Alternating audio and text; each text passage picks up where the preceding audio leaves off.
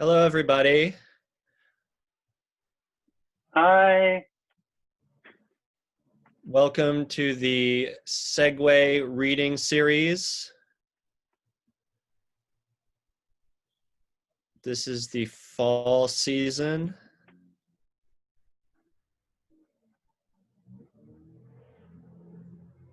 Okay, Duriel's here.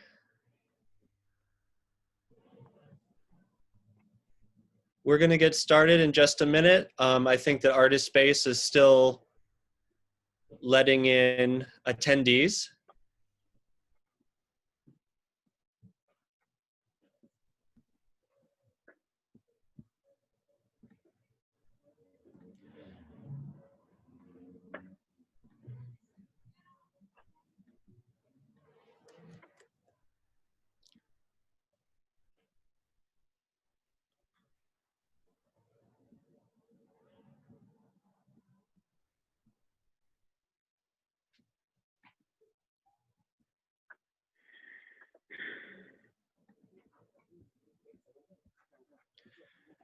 So we're here. My name is Lonely Christopher. My pink-haired spouse is Ven Daniel.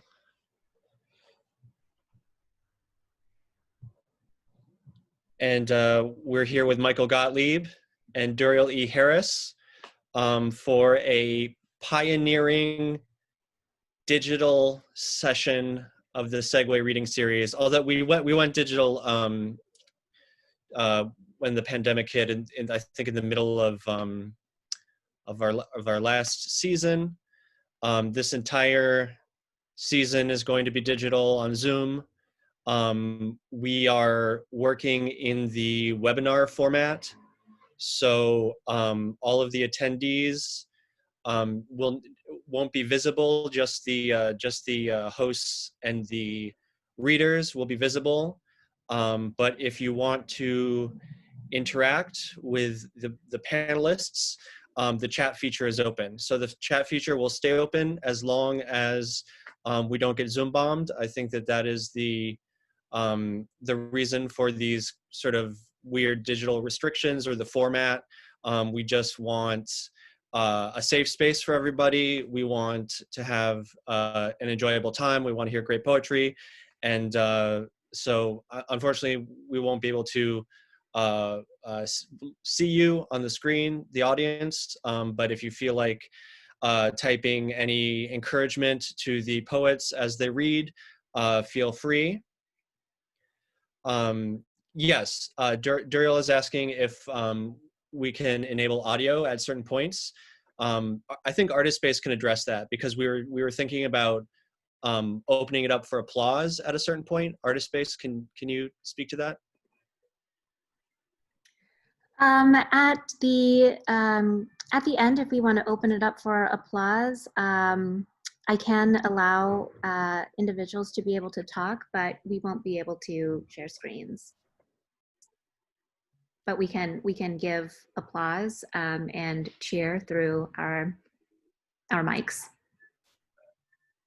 Yeah, so that's the format that we're working with. We're just trying to figure it all out, see what works best. We're going to go ahead and get started. Michael Gottlieb is going to read first, and I have an introduction for Michael. Michael Gottlieb is a poet of the language school and longtime associate of the Segue Foundation.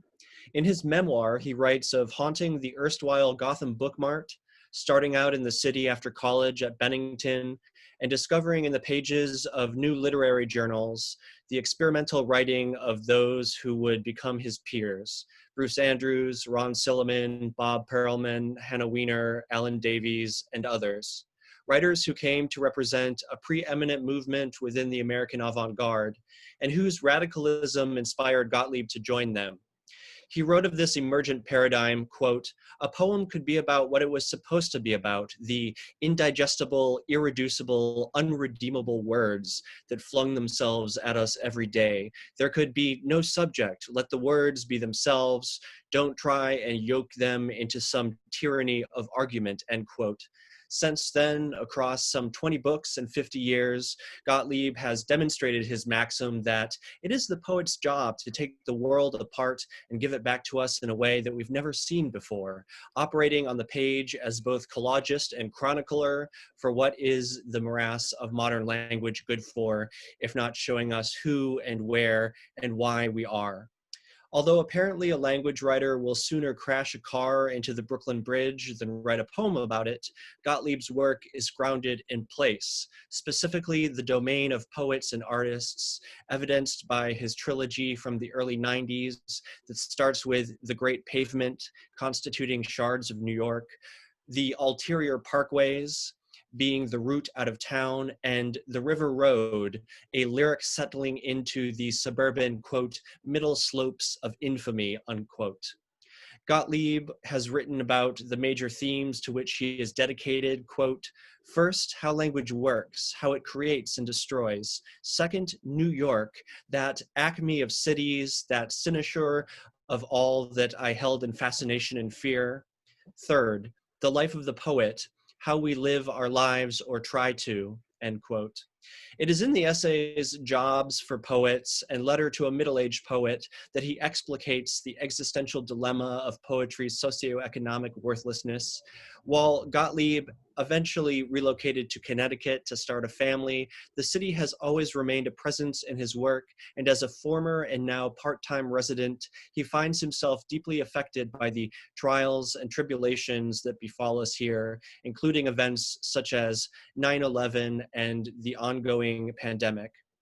Gottlieb's first journey into the city after the towers fell was occasioned by the opening Segue reading of the fall season.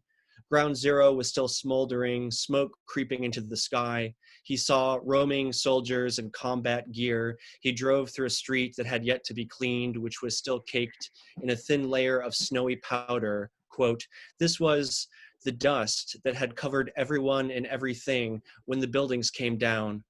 What's in this dust? It's the people, all the people who they're never going to find, end quote. His poem, The Dust, is a solemn listing of some people and objects that turned to dust on September 11th. Along with Robert Fitterman's This Window Makes Me Feel, The Dust is among the most important reckonings with the attacks produced by the avant-garde. This manner of documentary conceptualism situates Charles Reznikoff as a fundamental antecedent. Gottlieb proves that experimental writing can encompass tragedy and address themes of pain and loss specific to profound disaster in a way that's elegiac as Samuel Barber's Adagio for strings, while maintaining a political bite. He now returns to that mode using similar tools and approaches with a new text about coronavirus called The Voices, comprised of found text from relevant sources, news reports, firsthand accounts, government statements, scientific guidance, medical charts, signage, internet ephemera. The Voices presents a searing, multivalent portrait of cataclysm, the human toll of a plague, the unsparing and grotesque details of mass suffering, always pointing toward the underlying social problems that have exacerbated this state of collapse, the disturbing realities of late capitalist inequity and oppression that could not withstand further strain before bursting into full-blown global emergency. This chorus of misery is juxtaposed with guidebook language about metropolitan nature, the flowers and animals in the city's parks and other outdoor environments that for weeks upon weeks had turned inhospitable to humans as we sheltered in place in fear of spreading infection. The pastoral interludes remind us of the earth to which all things return and the harmonies that have been disrupted by contemporary forces. Reading The Voices transports me into the traumatic confusion of just a few months ago when our city was experiencing a historical low point, a dreadfulness which we've tried to haphazardly patch over after the numbers stabilized and held steady, after the freezer trucks departed from outside hospitals and funeral homes, although the devastation is ongoing in 1,000 ways, weighted along class lines, and will leave a permanent legacy. Gottlieb has a deep love for New York and a sensitivity to its pain and pressures, but also its delights and opportunities. The Empire City is among my favorite writer's memoirs, confidently and frankly sketching out episodes from the salad days of language, the feuds, the affairs, the ambitions of young poets, while also exploring the larger downtown art scene of 1970s Manhattan with the sense of melancholy nostalgia of someone who, as he says, has read his Proust. It was around that period of time that Gottlieb worked as assistant editor of James Sherry's influential Roof magazine for issues 6 through 10 and performed for the premiere season of this incredibly long-running Segue Reading Series. I first met him as co-reader for a Segue event in 2011, where he shared poetry with language gleaned from email spam. Gottlieb's close partnerships with presses like Chax and Roof have lasted over multiple decades and titles. His latest release from Roof is last year's Mostly Clearing, an exploration of Ashberian optimism, and his selected poems is forthcoming from Chax next year. Please welcome to your screen cancer survivor and retired detective, Michael Gottlieb. Wow. Thanks, Lonely. Can you hear me? Yes. Okay. Wow.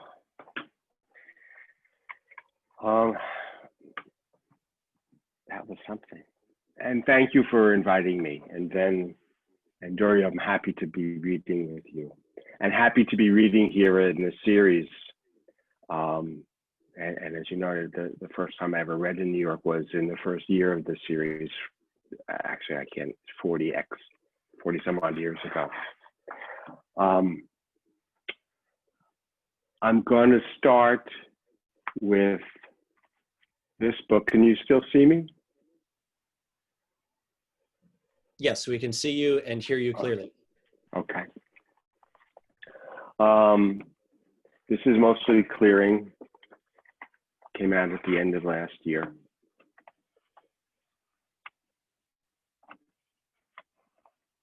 '24. The Semi-Permanent Firmament.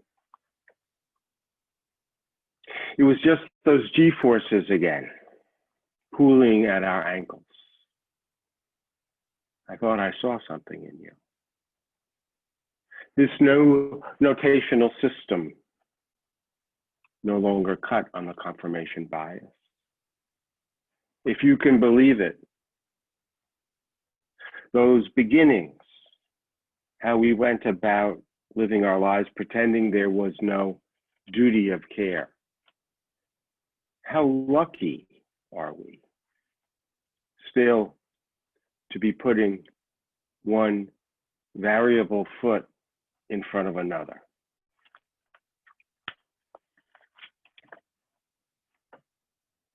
Shelley's Great Wheel.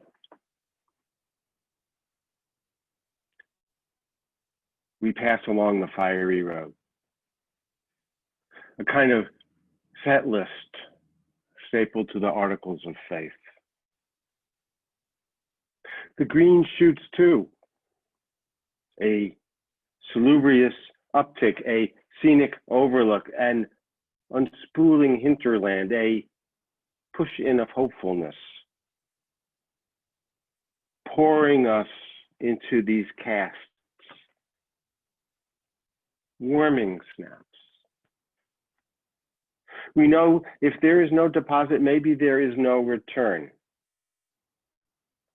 Not heedless, but regardless.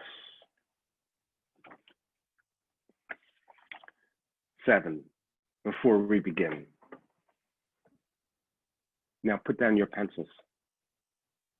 This simple trick will save you from the fires of eternal damnation. The rough sleepers, the rained on estate, the grayed out cement, the pebble dash, the once ignored, no longer in their proper place, thankfully. Where the lush workers and night walkers repaired for a quick pick-me-up, where our kind felt most at home. So much better than a face plow from the loge. The Once a brilliant name calling, the combed and curried, the carefully lit alcove, the token of esteem. There was rampant cross-selling, kind of happily suborned subtext, sort of like passing the hat. This particular brand of whiteout, this so-called world entire, what we have come to expect of you. Just the beginning of what must be acknowledged. You know, of course, we too walk these same streets in our youth. That all too often underappreciated asset, abandon, which so often dissolved in the tumbler, what it meant to have a rent party. When from the first you evinced a keen and robust interest in all things that weren't your business, summoning at the top of mind, which is part of your piquant charm. What makes this truly a minimal viable product, where we were often to be found when it came time to do that victory lap dance. What we want you who are on the road, to know, it really was a walk in the park. This newfound gloaming, this once fugitive fondness, this dogged commitment to optimism. This is what we summon up. This is why you are here. This is the rank order of our hopes for you. A near-run thing, a benign rain, a vase upon the table, a busy palette knife. It was for you. All that toil, every wearying year, and away we go. This far we can accompany you. Read this silently while I read this aloud. So this book came out at the end of last year. Books brought it out. I think you mentioned, could have maybe mentioned only, a play was put on at St. Mark's, the Poetry Project at St. Mark's, to mark its publication. And I need to talk about that for one second, to introduce the voices, which you talked about at some length, Bonnie, which is what I'd like to read next. The idea of making a play from this book was originated by Kyle DeCullion, the executive director at St. Mark's, because he recalled a dramatization of The Dust, the poem you also talked about, the poem about 9/11, which Fiona Templeton staged at St. Mark's in 2011 on the 10th anniversary of 9/11. And as we started working on making a play out of this book, Kyle and I started working with this wonderful director, who maybe is on, I can't see, Janae Carino, who made a play out of this book of poems, which was, again, staged the last Wednesday before Thanksgiving, a play called Is This Clear Enough, which was, fabulous, and I was thrilled to be part of it. And it seems like eons ago, Thanksgiving of last year. But we had so much fun that we thought we should do some more collaborations, and we started talking about making a 20th anniversary play, again, based on The Dust. And Janae started working on that, casting, and put a team together. And then it was March, and all this happened. And by April, it seemed, I think, to all three of us that doing something in the fall of 2021 about something that happened 20 years ago, without acknowledging somehow what was going on right now, when 10, 12 times as many New Yorkers were being killed as died in 9/11, that would be wrong. So we have this poem, The Voices, which I'm going to read parts of now. The idea for it was originated by an email that Kyle sent in April, talking about what he heard out the window back then in Brooklyn, which is the forms the epigram for this poem. So the idea is that there'll be two plays, and that this one will be able to, stand next to the dust. You'll see it has stage direction in it. But of course, we don't know what New York in 2021 is going to look like. Will there be plays? Will there be poetry readings? What is it in real life going to look like? IRL 2021? Who knows, I guess. But here's parts of this poem. The Voices. The mourning dove and the ambulance siren wail in and out of one another all day. KD. Mr. Petrocelli walked nearly every morning to 7:30 Mass. He walked everywhere, in fact, holding his rosary beads of green Connemara marble. That is when he wasn't nurturing his garden's fruits and vegetables, which he would often give away. Sometimes he gave away the entire plant. He began to feel uncharacteristically fatigued in mid-March, declined over the next 2 weeks, and died at Staten Island Hospital South Campus. In addition to his wife and son, Mr. Petrocelli is survived by 2 granddaughters. A week after his death, his wife was continuing to receive messages from the many people her husband had touched. I have his strawberry plants, they say. I have his fig trees. When you put something on, it's called donning, and taking it off is called doffing, and there is a way to do that to not contaminate your body parts. For many New Yorkers, it's officially springtime in New York City when magnolia trees blossom in Central Park. This year, star magnolias first bloomed in Central Park during the second week of March. Hellacious proportions. Household sex partner, HSP, passerines start coming through in March with the first push of hardy birds like American robins, common grackles, and red-winged blackbirds. Ear loop procedural mask, RS700. This is the great unwinding. I always say there's no hierarchy of pain. Pain is not a contest. We're all afraid. I have single mothers working for me, mothers whose husbands are about to be deported, men who are their family's only support, men who worked all day worked during the day in restaurants, and now their only check comes from cleaning. I find my women crying. They're tired from another job, but they have to keep working. It doesn't matter how or whether they're given gloves or not.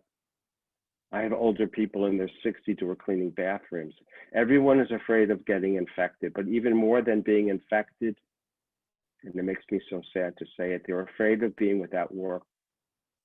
So they put themselves in the hands of God and hope that he will have pity and that they will not get COVID-19. The thing is to get food on the table. All trauma is pre-verbal. I'm the float nurse. It moves me to see her wallet, her planner, her toiletries. Only a week ago, she was a person with a future, with plans, with cherry-flavored lip balm. Dr. Rosenberg welcomed a podiatrist and 2 of her resident trainees, a neurosurgery physician assistant, surgery residents, and a nurse anesthetist. All people who were good with knives and big needles, Dr. Rosenberg quipped. They were down to eating plain noodles until he visited a food bank and got a bag of potatoes and some carrots. I had a little bird. Its name was Enza. I opened the window, and in flew Enza. There are now so many people dying in private homes that soldiers and members of the National Guard have started to haul the bodies out in rented vans. Those currently buried on Hart Island include people who haven't been identified, unclaimed bodies, and people whose families could not afford burial costs. In the past, the island has been used as a burial ground for victims of the 1919 Spanish flu pandemic and thousands of people who died of AIDS in the 1980s. The first AIDS victims were buried away from other graves on the island in 1985 over fears they would infect the other bodies. Tulip season peaks around late April to early May, adding pops of color along our walkways as spring turns into summer. The tulips were not late this year. We spotted them in bloom at Hunters Point South Park in mid-April. You know, as a pastor, I live with death. What I struggle with is not that people are going to die. I struggle with the history in this country of deaths not counting equally, of saying it doesn't really count the same if indigenous people die off, or poor people, or Black people. But if the suffering continues, and people have to see things that they've never seen and feel things that they've never felt, it may actually push us to the point of recognize that everybody has a right to live. That if they don't live, we don't live. Every hospital has ghostly places, rooms where the dead kids gather to sing from empty beds. Sometimes I can't remember if the gloves on my hands are clean or dirty. A typical late spring migrant is the mourning warbler, found after many of the other species have mostly passed through. The search has been fruitless. Many freelancers like her are competing for the same jobs. She said that she has savings to pay for 2 months of rent, groceries, and other bills. After that, she does not know what she would do. She said, that would basically be me going through every dollar I have.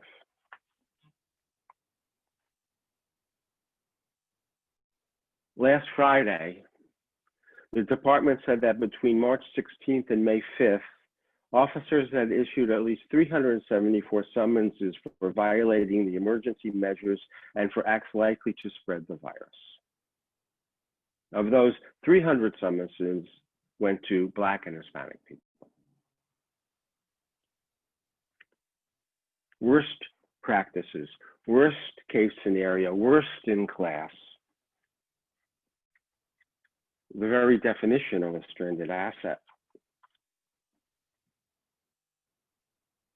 Where do you live? Bayside, Queens. Where do you work? UPS, 26 years. Are you nervous doing your job now? I don't scare easy. I was working on 9/11 when the 2 planes flew over my head. But this is different.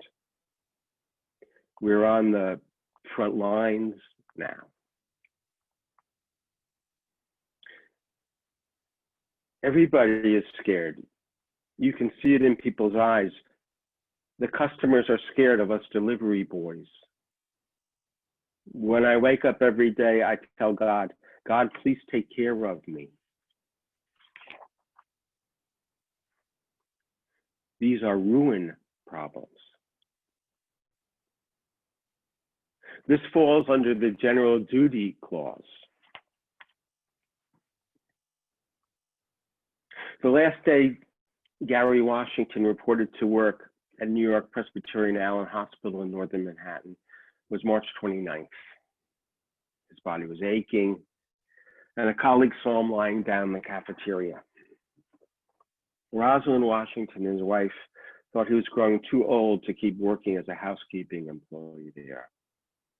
He cleaned the rooms of virus patients after they were discharged, and his brother thought He should stop going to work, she said.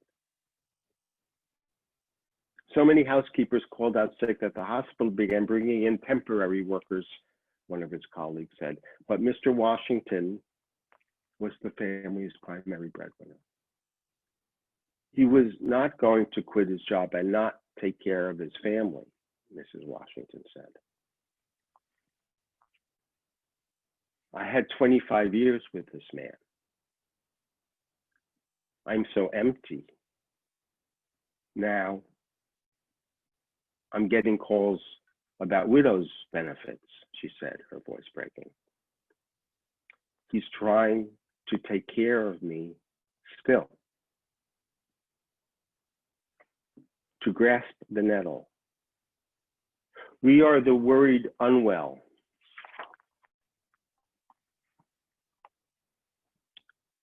Last week, using 2 vans, Mr. Pennapent transported 150. This week, they expected to take 300. As the death toll mounted in March, Mr. Pennapent began reaching out to trade organizations and funeral directors, offering to transport the dead to crematories in upstate New York and in neighboring states that were not seeing the same deluge of cases. Of the 50 crematories across the state, only 4 are in the city, and they are struggling to keep up with demand. Slots are booked weeks in advance. At 5:15 p.m. on Thursday, the 3 had loaded about 30 bodies into one of the vans, which Mr. Howme, the other student volunteer, would be driving to Pennsylvania alone.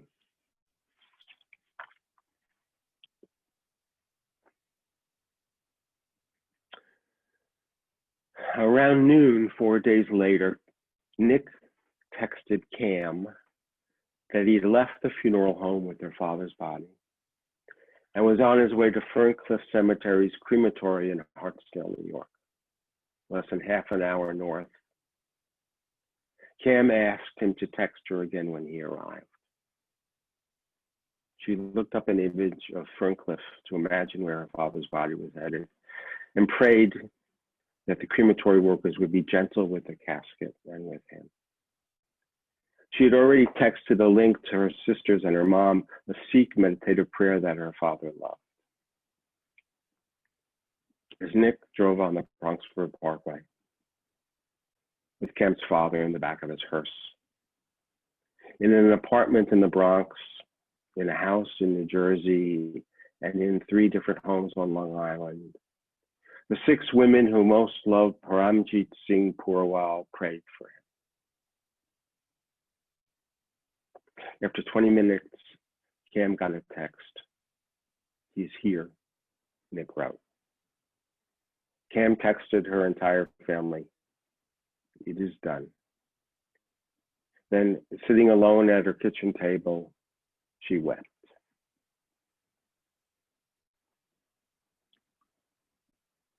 Even after her mother died, Manoli still texted, trying to stay connected.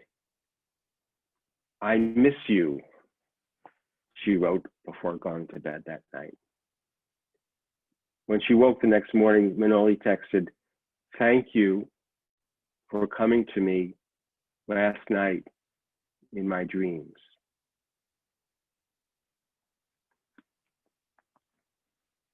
I finally weaned a young woman off oxygen.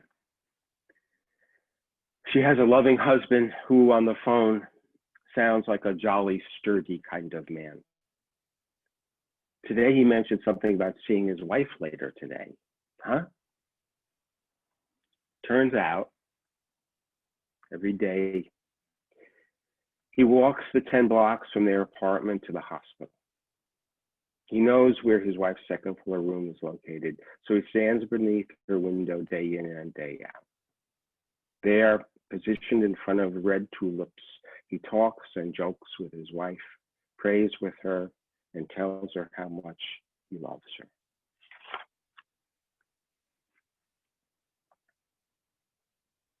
But what I miss most, with an almost lacerating intensity, are New York City bars. I miss all the bars where you can feel the subway above or below, the sense of the city chugging along. In this precarious moment, the bars I find myself missing most are those that transport me to the past, to the New York City of 30 years ago, 50 years ago, 100 years ago or more. Bars that endured 3 or 4 wars, Prohibition and the Great Depression, and Ford to City drop dead. Bars that endured the Spanish flu and thus seem to whisper a promise to me that they'll endure this too.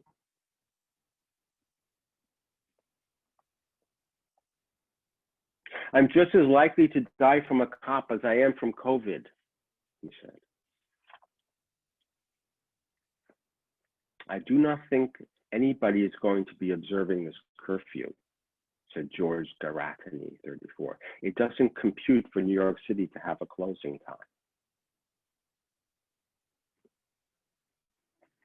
I had an experience where I asked a group of officers why they weren't wearing masks, Ms. Heckart said. And they told me it was because they couldn't breathe. And I thought that was the most ironic thing. Today, the mourning dove holds the distinction of being the only Native American bird to breed in every state, including Hawaii.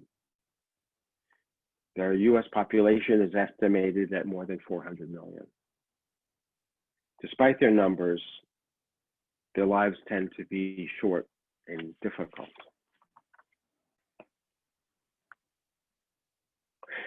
He was old enough to remember when there were no spitting signs in the subways. The doughty load the sled, check the traces, feed Balto. I am one of the lucky ones. I never needed a ventilator. I survived. But 27 days later, I still have lingering pneumonia. I use 2 inhalers twice a day. I can't walk more than a few blocks without stopping. When I was at my sickest, I could barely talk on the phone. I'd like to say that I caught up on some reading, but I didn't. Instead, I closed my eyes and saw myself running along the New York waterfront, healthy and whole, all 8.5 million of my neighbors by my side.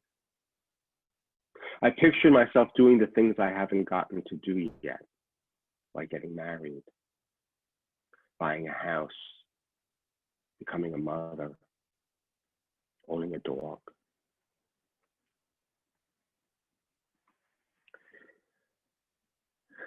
My kids, I miss their touch, their smell, their drool, their runny noses.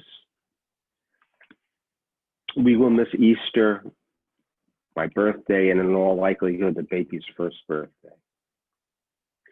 I am angry at a force I cannot see, but more than anything, I am sad and aching to squeeze them again. Feel their soft skin next to mine. When this nightmare is over, I will hold them so long my arms will ache, and the kids will fall to my feet and hug my ankles like they used to before we were all felled by the monster in our midst. Chavalat, mahalo, kapkun, salamat, arigato, gracias. Hey you, we really appreciate you. Thank you, thanks. Sounds of children yelling, applause, car horns, rattles, cacophony. 7 p.m. Eastern Daylight Savings Time, pots banging, trumpets, crescendo. Thanks.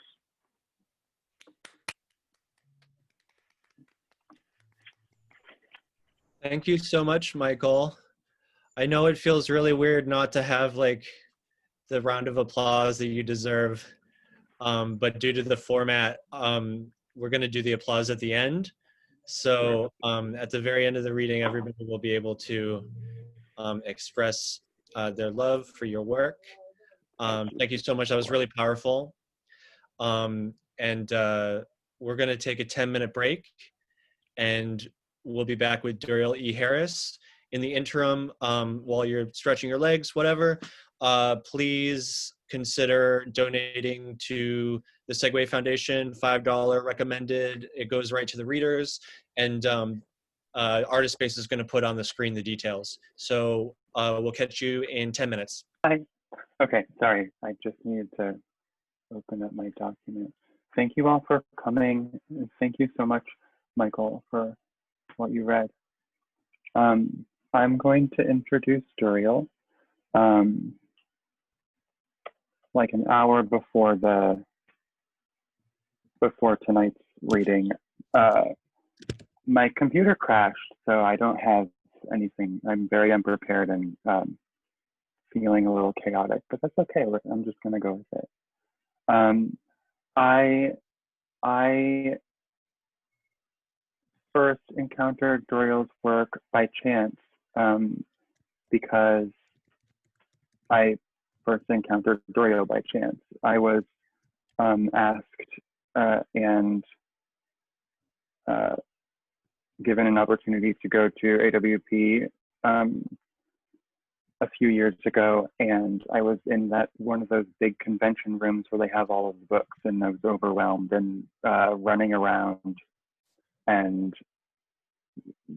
over it. And I went over to the night boat table, and I had this huge pile of books in my arms because someone told me that I should wait to buy all of my books for the whole year until I go there. And I was just standing there like, oh my God, I need to get drunk. I need to leave.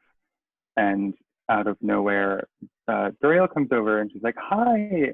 And her presence was really refreshing, and she was really sweet.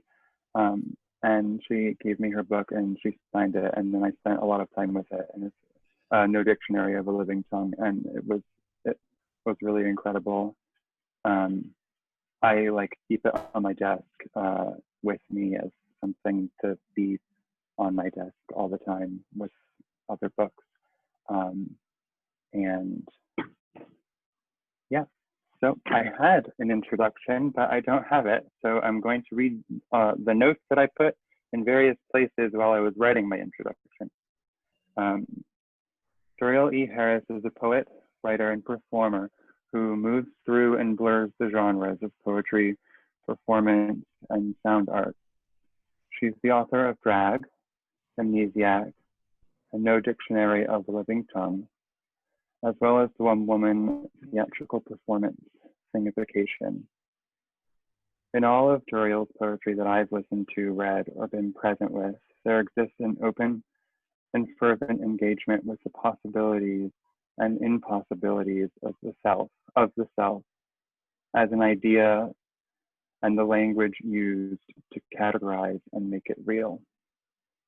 Her poetry illustrates to me that language is a continuously transforming compendium of meaning in sound that exceeds my ability to contain or categorize it.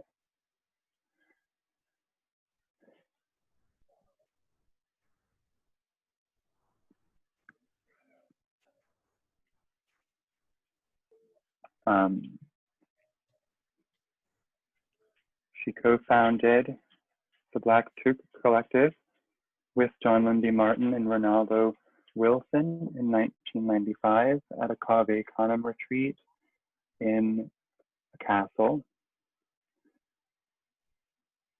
The three of them gathered in the dungeon with the other poets that were at the retreat and engaged in conversation and spent time together. And what came out of that time and those exchanges became the Black Troop Collective. She is the editor at Obsidian. Yes, Thank you so much for coming and being with us, Duriel. I'm really, really grateful for your work and that you said yes to read. And yeah, welcome, Duriel E. Harris.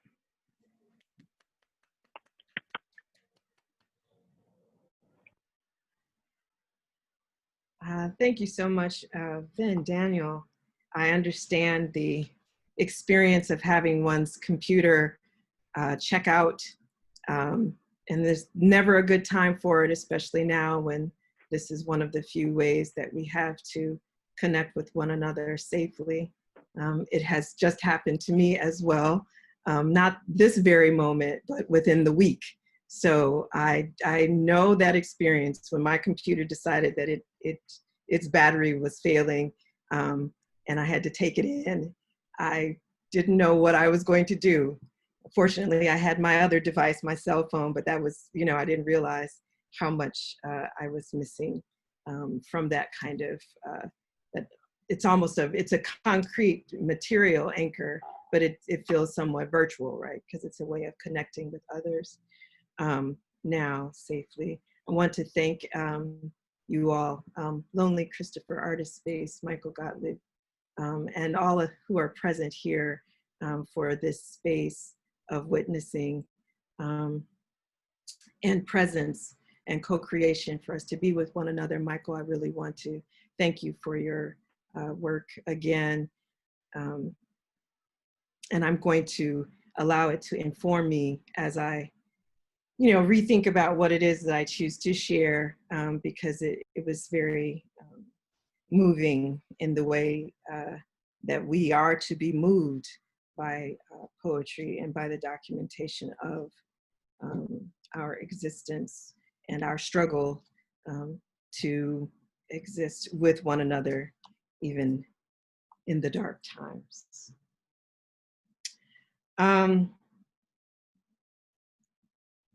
So I'm going to begin with, I think, with a poem from No Dictionary of a Living Tongue. It's called A Wall of Women Rises from Underground, and I Say I Am Here. The title came to me in English. The poem is in Spanish, and I will give a kind of estimation of the translation into English as well after I read the poem. A wall of women rises from underground, and I say, I am here. Y dicen que la lengua férrea de los desaparecidos, flaca, olvidada, machada, todavía suena y corta como una sierra. Y que la muerta lucha el canto, llevando el llanto de un sepulcro moscón. Roughly that translates into, and they say that the iron tongue of the disappeared, thin, forgotten, beaten as iron is beaten, still sounds and cuts like a saw, and that the dead woman fights the chanted song, carrying the lament from a buzzing tomb. Been engaging with translation, and so I'm going to share a bit of that work after I share a dream in wartime that still impresses itself upon me, especially now even in this pandemic time. And it's got some hope in it, so I'm hoping that we move in this toward the hope. Dream in wartime, January 2017. It is like a purge. I am with Black women, university students, and immigrants at the gate of an old checkpoint. It's still dark, but already warm. We know we haven't long. The mobs are coming with guns, bricks, machetes, and acid. Some of us retreat into the vacant station and hide in the common rooms. We flatten ourselves beneath conference tables, fold our arms to protect our heads, and wait. After a few minutes, I change course, slip out toward the exterior hall in the building's rear, keeping to the wall, low to the floor, but they have arrived. A large group, guns and acid, take the interior conference rooms and offices. A smaller group rounds the corridor on a multi-bladed mower, sweeping the width of the corridor. They laugh over the electric hum as they approach our naked limbs, our screams. The mower passes over me. Somehow I am spared. A few others also survive. The floor is wet and red and loud. Rumbling ride atop our bodies, rumbling, then quiet. In a hall behind us, there is an old iron bed frame, metal coil, bed springs, and I squeeze under it, not to be brazen in my aliveness, not to taunt the killers with my flesh. I shove myself under, scraping my back, snagging and tearing cloth all the way under, though I'm still visible through the coils. Others join me. Our fear is a steady current, and I can hear nothing. Spitting white specks and blood, the killers climb atop the bed springs and stab at the corners and cut the metal, peel it back, and stab, stab, stab, stab. Then at a signal, they disappear up the stairwell to the higher floors. As soon as they leave, I run. I run to the loading dock, to the heavy machines. I run to the day workers in the resistance, moving slabs of rock, remnants of old temples and churches, and I say, Mister, I can work. I am small, I can work. I can work for you. Let me show you, mister.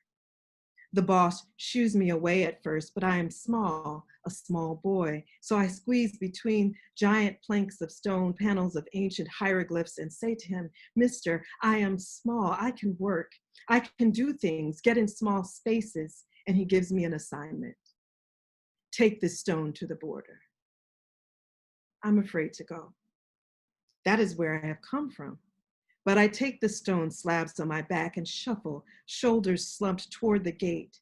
In an instant, a larger, faster man takes the stones from me and is gone.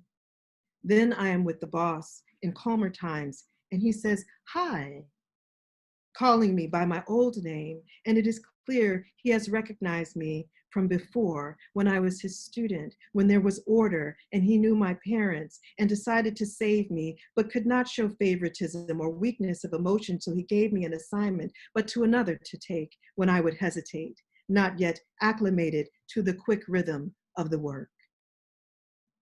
And in this scene, we are enjoying almond chai, and there is a girl here too, from my past, the time of order. Maybe we were students in the same school, not together, not in the same class or even during the same years, but that one thread we cling to. We are the same age. She is like my twin. In this scene, the man eases back in his chair. I rest my elbows on the tempered glass tabletop. The girl, my sister, swings her legs back and forth, scuffing her white shoes on the powder still frame. We sip tea and eat figs in the clean, open air.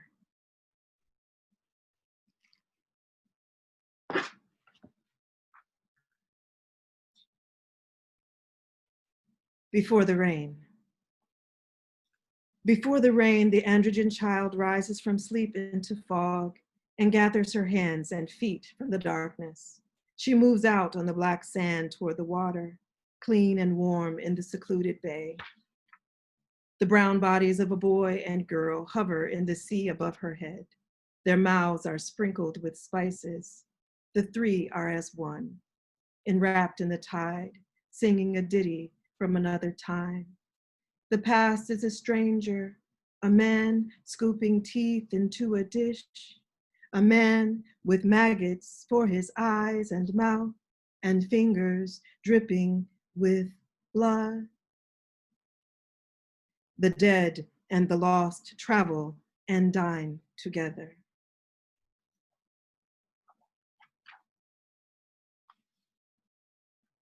The soldier's dream. France promises to increase military assistance to Nigeria, Cameroon, Chad, and Niger as they join forces to battle Boko Haram and the extremist campaign across the region's borders. reported in 7-year-old girl kills herself and 5 others in Nigeria suicide bombing. The Guardian, February 22nd, 2015. The soldier's dream. The child has 1 body and 5 bodies it holds. The body of eyes, the body of ears, the scent body, the body of tongues, the tactile body of singed hairs. Seedless, the 1 body is stiff and shrouded in white netting. The child has 1 body and 5 black stones, tiny fists with gold wrists pinned over her heart. The child has 1 body and 5 small bags of salt, pinned to the band round her waist, 5 glass rattles braided into her hair. The coarse blue salt and jet charms offer protection. The rattles ward off trouble. She stares behind me into the future. She hovers in the air. Around her, the gilded pages of a book rise and fall amid mottled feathers, dirt and dry leaves. The dirt colors everything red. Sleep does not know death. Questions. What vocable thunders, threatens? Someone is always crying. Where is God? Deliverance, loud and hot enough to shake and burn, to burst, ushering all it touches to combust, to shatter and keep to shattering, mercy's perimeter and core. Dust is the first skin, forgetfulness the second, slaughter's fragrance, bitter water blessing the altar, its shards mixed into the mortar, poured into the foundation of the house where God sleeps and gets his check. Red dominion, chattering hymns, bombs, and rockets, congregates weeping overheard by tatters dancing the bullet jerk, where debris, scattered limbs, and pulp once answered to names, typed packages, were 1,000-word libraries. What one and many, what embers. And my tongue swells in my throat, a spoiled root sown into the ground. My tongue sharpens upon the rocks, a blade for reaping. Oh, where is God?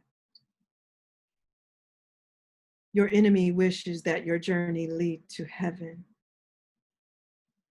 Questions. Is the body of the perfect monster itself also perfect? Is it the body of the perfect monster that makes it perfect? What did the white man say to James Byrd to get him to climb into the truck? In the dream, when I emerge from the basket of flies, are they alive? Plump and dizzy drunk, fat, black flies? Or are they light and dry, like the dream, and my body in the dream? The air is charged, gas and fine particles determined to ride through us. Can you see it, holding the light? Your enemy wishes that your journey lead to heaven. Meat and bones. Who has bound the record of the covenant and fills the long rooms with bodies? The lost girl drowns in bitter water. The lost boy drowns in blood. When asked what they lost, they said meat. When asked what they were eating, they said bones. Beggar at the bone door, soldier at the gate.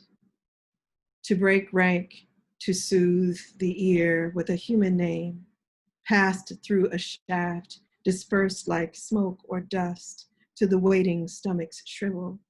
Dreams like moth's wings pinned to a board, to mouth round you, the difference, empty, a buzz, something sweet, to lift the dead tongue, to churn the palate, a second, a third, rush, clamor, a multitude shifting into place. When asked what they lost, they said meat. When asked what they were eating, they said bones. My true name. I'm going to share a few truths with you that come from visioning of release in death. This is not intended to be shared necessarily with other people. It is a release from a virtual funeral of mine own. So upon my death, my true name, my truths, I wish for humankind to know itself, to release fear, to embrace and affirm life. I wish for all beings a kindness and self-compassion and balance. I wish to release killing in my spaces. I wish for others uninvited to remain outside, to avoid their end at my hand or through whatever agents surround the perimeter of the place where I keep my worldly possessions and where I rest my body. I wish for being and beauty, who I have been when base or angry or scared or sad, to be held with compassion. This is an end I welcome. O love, O light, O joy and ecstasy, I imagine whirling in the rain, a symbolic act of cleansing, healing, wholeness together with all that is, these things and more, bounty and awareness of beauty in all sensation. I wish for the living being, animate and inanimate, known and unknown, and all being flesh, as being is flesh and breath, being. Goodbyes are acknowledgement of relationship, and we will meet again. Release in the drift, in the tide, in the calm, in the eye, even unto the heart of battle and the heat of life renewed, or the cool division of cells. I release my beloved, those who have left me with their essence in memory, and those I will in return leave. I release you and myself, the flame and ash, the wind and rain, before the rain, and time beyond it, and death too, I release. What I hope for, a radical imagination beyond the concrete presence against, at, upon which we throw ourselves daily, co-creation with room for all that is, suspension of disbelief, suspension of doubt, suspension of fear, and openness to possibility, long life and wisdom, being strong and steady, light emerging into light, this cycle I have experienced in some other time, moment, life, being, manifest, love, deep and wide, engulfing all. I hope for generosity and the work of seasons to endow us with wisdom, and the others, not human, to be patient as they might, the other parts of our whole, to receive us before we destroy this bounty, little garden planet oasis in space. I wish to know the age of the universe in my body, to be hushed in reverence and awe with knowledge. I wish to release the hoard, to allow the flow of energy in and through me, what I have been and will be if I return, and if I continue, ego, I, apart, and together, this music of being flow. I desire to move in what is the present moment, to be with grandeur as deep and wide, as voluminous as being, and to be, share, effervesce, wisdom and mystery for my days and nights embodied in flesh, alive in spirit, one with source in being, death and life being one.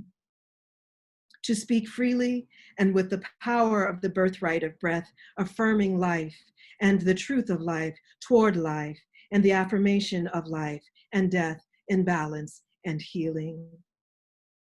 My truths are many, as I am, we are many, to say, good be with you, us, peace be with you, being be with us, oneness and the right brain and consciousness toward until the words fall away with mind and only breath remains and vibration stepping out of the frame. We understand, know, being is. And music, a holy name, oracle in the mouth. Thank you.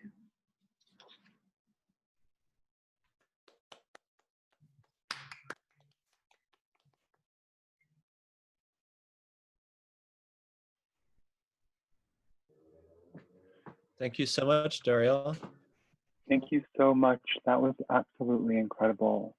I'm like, the last thing you read was unbelievable. Thank you. Thank you so much.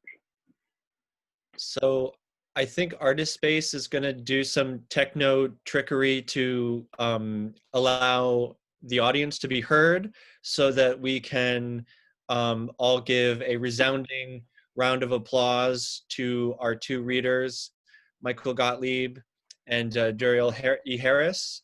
It's going to take like a minute to get everybody online.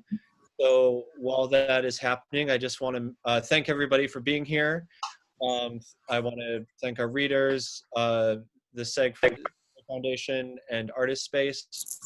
And I want to mention that next week's reading is same time, same place, 5 p.m. on Zoom, same webinar ID.